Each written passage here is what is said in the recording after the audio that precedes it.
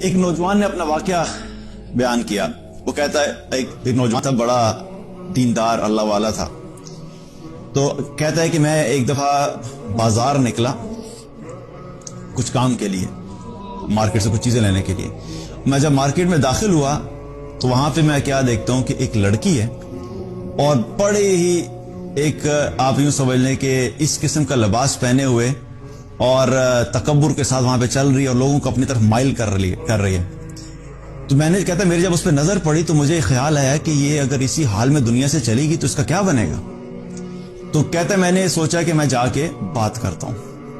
کہتا میں نے ہمت کی اور ہمت کر کے جا کے میں نے اس سے بات کی اور میں نے جا کے کہا کہ سسٹر بات سنیے, آپ یہ جس حلیے میں پھر رہی ہیں آپ سوچئے کہ اگر اسی حال میں ملک الموت آ گئے تو آپ اللہ کے سامنے کیا منہ لے کے جائیں گی.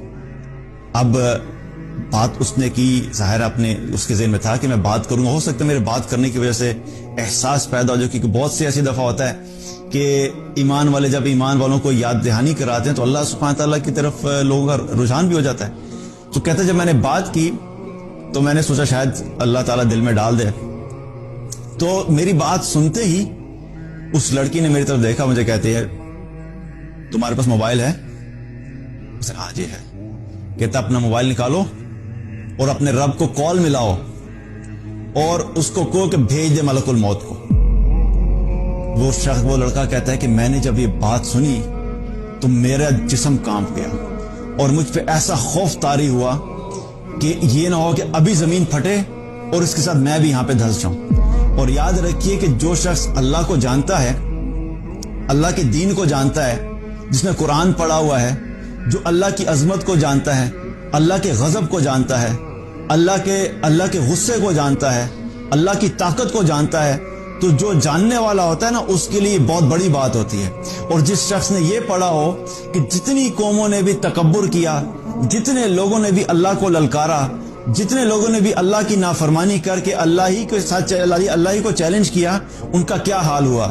جو یہ جانتا ہو کہ قوم نوح نے جب اللہ کی نافرمانی کی تو اللہ نے قوم نوح کے ساتھ کیا کیا, قوم عاد نے جب اللہ کی نافرمانی کی اور تکبر کیا تو قوم عاد کے ساتھ اللہ نے کیا کیا, قوم سمود کے ساتھ اللہ نے کیا کیا, قوم شعیب کے ساتھ اللہ نے کیا کیا, قوم لوط کے ساتھ اللہ نے کیا کیا.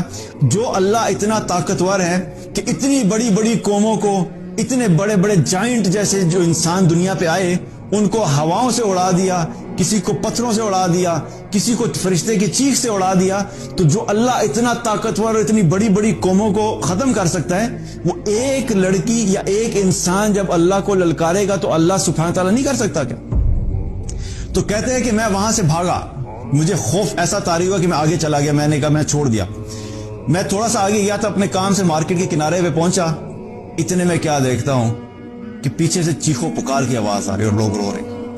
میں واپس جب آیا میں نے دیکھا پتہ نہیں کیا انسیڈنٹ پیش آیا.